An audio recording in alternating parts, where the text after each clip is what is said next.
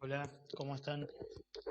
Comenzamos una nueva clase de instituciones educativas. Vamos a continuar trabajando con lo que tiene que ver con el análisis institucional. Eh, Veníamos trabajando con lo que son las dimensiones de la institución educativa y de las instituciones en general. Vimos las características de esas dimensiones. Trabajamos puntualmente con el texto de Cariseca, que nos permitió entender un poco cómo está constituida una institución educativa, cómo funciona, ¿sí? Cuáles son los roles dentro de cada una de estas dimensiones. Y también vimos cómo estas dimensiones, si se privilegia una u otra, puede, digamos, influir en la cultura institucional, que es lo que vimos en una de las primeras clases. Entonces, para seguir avanzando en esta línea, vamos a trabajar con otro concepto que un poco lo fuimos nombrando dentro de las clases, que es la dinámica institucional.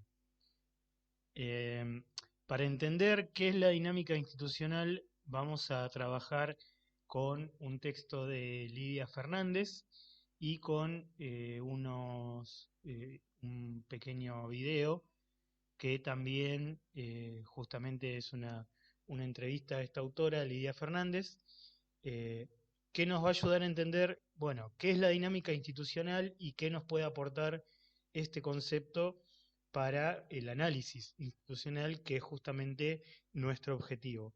Nuestro objetivo final, digamos, que ustedes puedan hacer cuando termine esta materia, es que puedan pensar, puedan analizar y puedan aportar eh, a sus instituciones, cada uno desde su lugar, ¿sí? Como ya creo que lo he dicho en alguna clase, a veces pareciera que desde nuestro lugar poco podemos hacer o nos vemos limitados a hacer cambios, pero en realidad la verdad es que nosotros desde cada lugar que ocupamos en la institución podemos generar cambios positivos en ella, pero antes de poder hacer eso tenemos que poder entender cómo funciona una institución y justamente eh, cómo funciona esta dinámica que venimos diciendo que es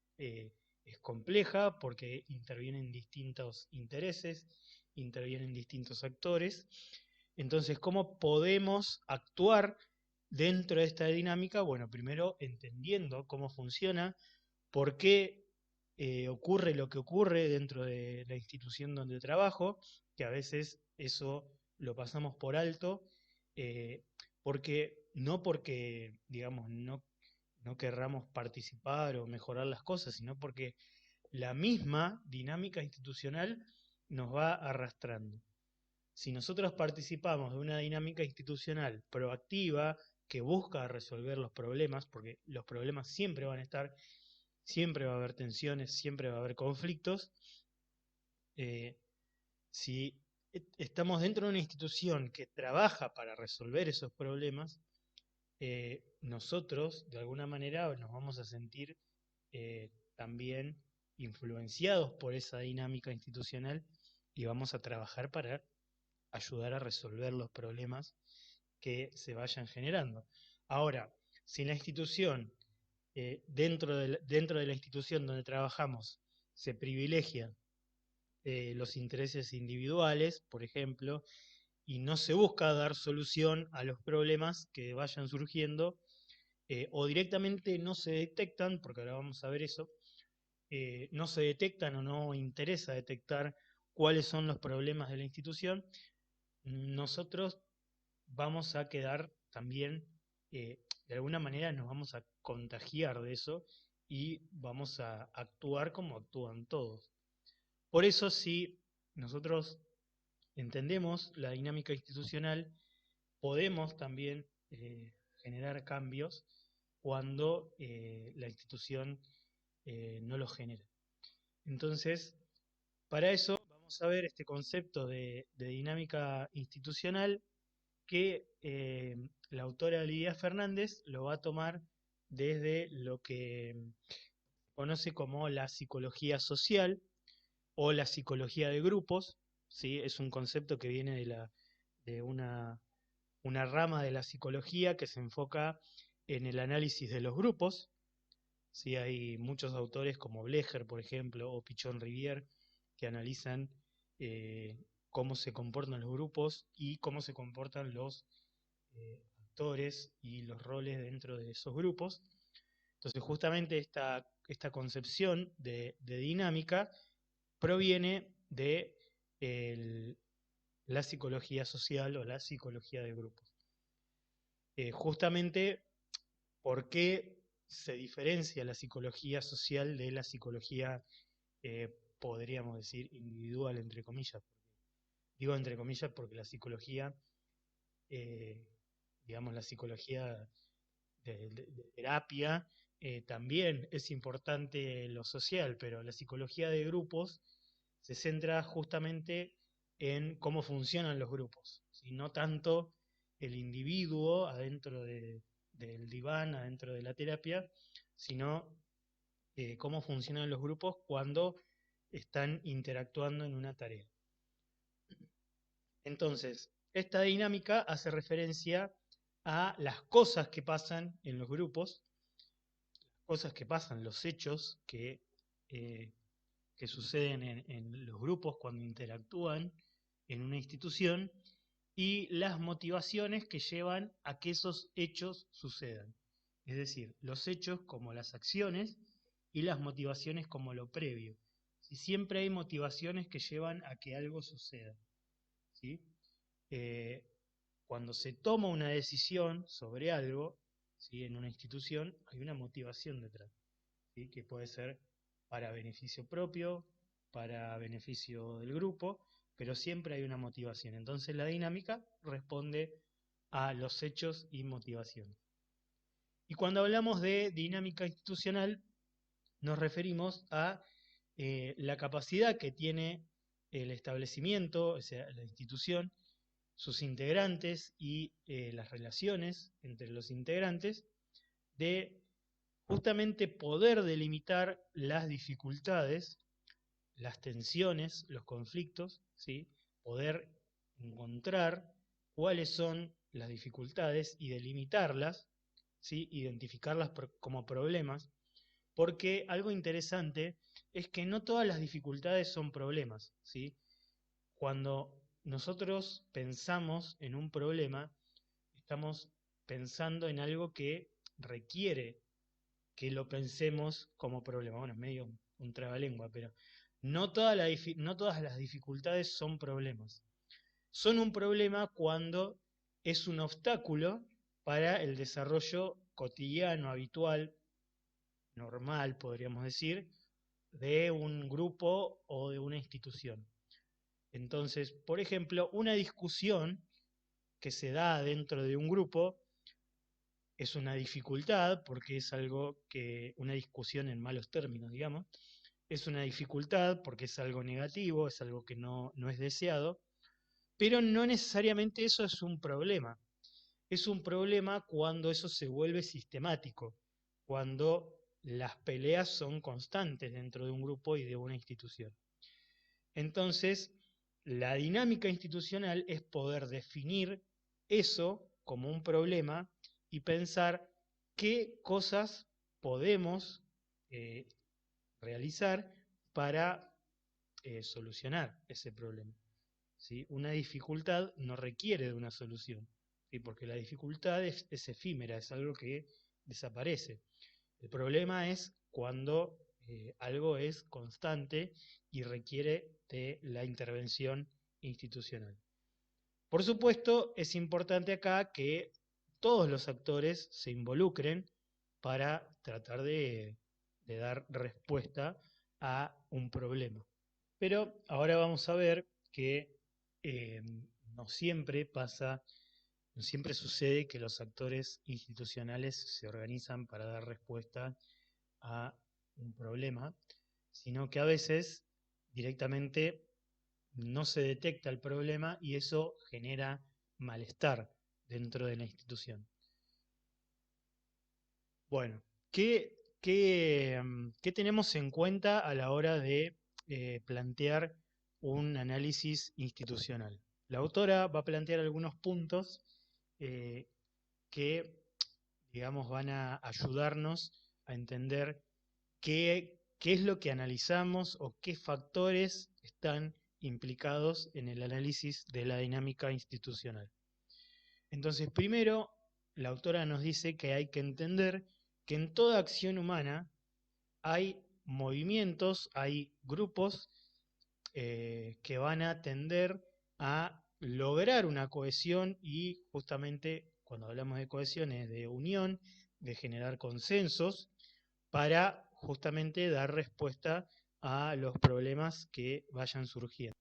Pero también hay movimientos que tienden más a la ruptura, al conflicto, ¿sí? Al conflicto en términos negativos, porque el conflicto es algo propio del ser humano y eso, digamos, no quiere decir que sea algo que haya que eliminar.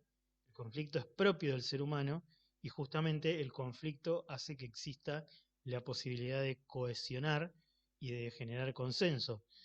Pero hay movimientos que buscan romper, ¿sí? Que buscan generar, eh, justamente son generadores de problemas, y eso es algo que es propio de cualquier ámbito de acción del ser humano. Por otro lado, hay que entender que el ser humano se relaciona con su mundo material y social desde un enfoque racional y otro irracional. ¿Qué quiere decir esto? Que se va a relacionar con su entorno desde lo emocional, por eso hablamos de algo irracional, porque las emociones son irracionales, no son lógicas, y desde lo racional en cuanto a las decisiones que se toman en términos de lógica y de cumplimiento del rol que les ocupa cumplir en cada institución. Entonces siempre va a haber una parte racional que cada persona va a llevar adelante en las relaciones con su mundo material y con su mundo social. Es decir, cuando hablamos de mundo material y social estamos hablando de todo el entorno que los rodea, ya sean las personas y las cosas.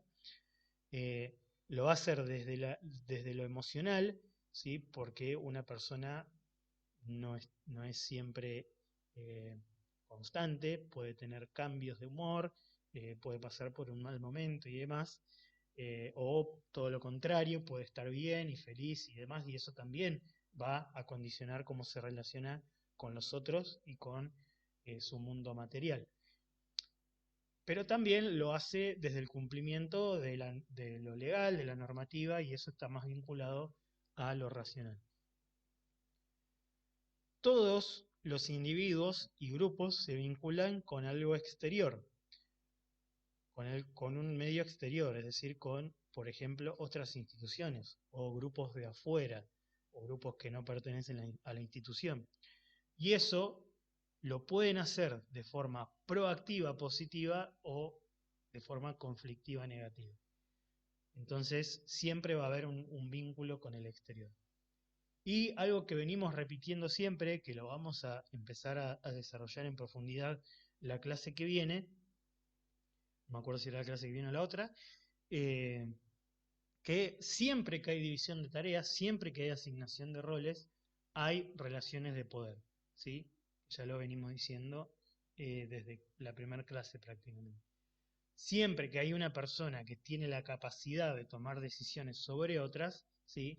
Hay una relación de poder. Siempre va a haber eh, lucha por conseguir ese poder, que puede ser algo sumamente superficial como el uso de un espacio, ¿sí?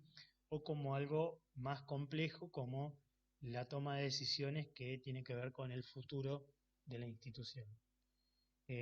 Entonces, ante esta relación de poder, siempre van a aparecer grupos que se van a organizar para poder incidir en la toma de decisiones. Bien.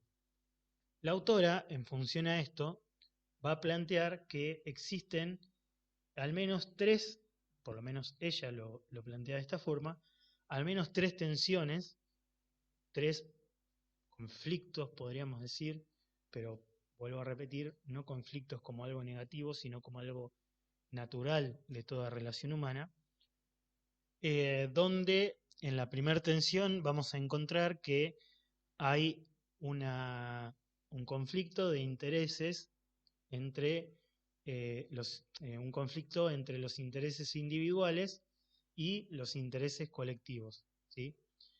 Esto también lo dijimos en alguna clase, siempre va a haber intereses individuales para, por ejemplo, imponer una forma de concebir la institución que eh, digamos, a chocar contra los intereses grupales, ¿sí? Entonces, va a haber personas o grupos de personas que van a tratar de imponer su forma de ver la institución, eh, que justamente van a entrar en conflicto van a entrar en tensión con cómo el resto de la institución concibe la, la institución, valga la redundancia. También va a haber una tensión entre lo que los actores piensan y hacen según su rol determinado, ¿sí? Y su forma de concebir, su forma de concebir lo que deberían hacer, ¿sí? O lo que deben hacer con lo que en realidad hacen. Es decir, hay una tensión entre la psiquis, la autora habla de procesos secundarios, que eso es bien de psicología, tal vez lo vean en psicología y les va a servir para entender esto. Los procesos secundarios o sea, lo que la persona construye en su psiquis, su inconsciente y su consciente, eh, y con lo que hace en la institución. Entonces, van a aparecer formas de tensión que tienen que ver con cómo las personas creen que deben comportarse y cómo se comportan en realidad. Eso también genera una tensión. Espero que se haya entendido más. Y también, otra vez aparece acá la famosa lucha de poder, son las tensiones que se generan por la división de trabajo, ¿sí? Entonces, volvemos a repetir, siempre que hay división de tareas, siempre que hay asignación de roles, siempre va a haber lucha de poder, a veces más explícitas y otras veces más implícitas. La división de trabajo, esto quiere decir que cada persona cumple una función determinada en la institución, entonces ahí recuperamos lo que habíamos visto de la dimensión organizacional. El organigrama de una institución escolar nos dice que hay un directivo, un vice, un secretario, docente, auxiliares de la educación, preceptores, bedeles, ¿sí? Estudiantes. Entonces, ese organigrama trae aparejado la lucha de poder para poder decidir, para poder tomar decisiones que influyan, y también está de alguna manera vinculado con esta tensión entre los intereses individuales y los intereses grupales o colectivos. Entonces, si yo tengo un interés individual y lo quiero imponer como el único válido, necesariamente voy a tener que luchar para imponerlo, y para eso voy a tener que entrar en una lucha de poder para poder justamente lograr mi cometido, que es imponer mi visión de las cosas. Entonces, estas tres tensiones son algunas de las que podemos evidenciar o analizar en una institución. Ahora, estas tensiones pueden dar lugar a, como habíamos visto antes, a que se identifiquen problemas, ¿sí? Y que con la identificación tengan formas de resolver ese problema, pero también podemos encontrar con lo contrario, que no se identifiquen como problema y que justamente no busquen solución. Entonces, para eso, la autora va a tomar un concepto que es la de modalidad de funcionamiento institucional, que la define textualmente, lo voy a leer según está en el texto.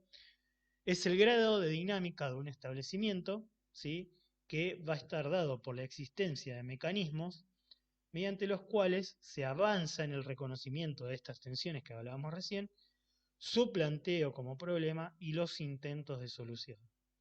Entonces, si justamente lo que decíamos recién, la institución va a funcionar, si va, digamos, a reconocer, si se reconocen las tensiones como problemas, se va a tender a buscar soluciones, pero si no, los problemas, digamos, las tensiones van a generar eh, malestar, angustia en los actores institucionales. Entonces, en función de esto, la autora va a mencionar dos mecanismos que tienen las instituciones para funcionar. Uno son los mecanismos regresivos y los progresivos. El mecanismo progresivo o la modalidad mecanismo regresivo o modalidad regresiva es aquel en el que, como veníamos diciendo recién, la institución se ve imposibilitada para encontrar en esas tensiones problemas. Recuerden que no todas las dificultades son problemas, sino que un problema es algo que sucede sistemáticamente. Y si no pueden delimitar los problemas, no van a poder buscar ni encontrar soluciones. Entonces, en este tipo de instituciones donde se privilegia o prima la modalidad regresiva, vamos a encontrar actores que son más impulsivos, que actúan sin consultar, por ejemplo, que la comunicación va a ser más relacionada a lo informal, la famosa comunicación de pasillo, todo se va a resolver en este tipo de comunicación. Y vamos a ver que en estos actores institucionales va a aumentar la angustia porque justamente no se va a encontrar solución a las tensiones y siempre va a haber una incomodidad por trabajar en un ambiente de este tipo, por supuesto. Y generalmente lo que sucede es que se idealiza el pasado, ¿no? Como diciendo, bueno, cuando estaba fulano, la institución funcionaba mejor. Entonces, si ustedes perciben esto en sus instituciones, probablemente estén atravesando por una modalidad regresiva de funcionamiento. Y algo que no hay que dejar pasar es que no siempre las instituciones van a funcionar de la misma manera. A veces, también dependiendo del momento y, y el contexto, pueden funcionar de forma regresiva o de forma progresiva. Cuando hablamos de la modalidad progresiva, en cambio, estamos haciendo mención a que la institución, en este caso, logra entender dónde están los problemas en las tensiones que vimos anteriormente. Entonces, si logra identificar los problemas, vamos a ver que la institución va a poder buscar soluciones a esos problemas y va a generar un pensamiento hacia dónde debe ir la institución en el futuro. Justamente, a diferencia de la anterior, de la regresiva, acá la modalidad progresiva necesita que los actores institucionales se involucren activamente para poder delimitar los problemas y buscar soluciones. eh, em, Tanto la modalidad regresiva y la progresiva eh, pueden aparecer cuando hay una crisis institucional, ¿sí? Pero va a depender mucho de cómo los actores institucionales perciban esa crisis. Entonces lo pueden hacer desde una visión regresiva sin, eh, sin buscar soluciones o desde una visión progresiva. Para profundizar con este tema, los invito y las invito a leer el capítulo 4 de Lidia Fernández, que va a estar disponible en la plataforma. Será hasta la próxima. Chau, chau.